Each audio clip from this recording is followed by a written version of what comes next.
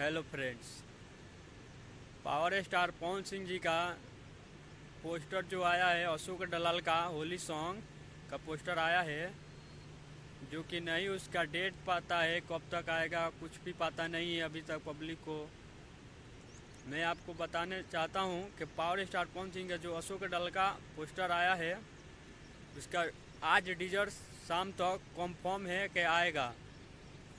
आज शाम तक कंफर्म है कि डीजर आएगा, जो आप लोगों का बहुत ही सुंदर गाना है। आप लोग भी ढेर सारा प्यार आशीर्वाद दीजिएगा। जो इस गाना बहुत ही मस्त है, लाजवाब सॉन्ग है, इंजॉय कीजिएगा,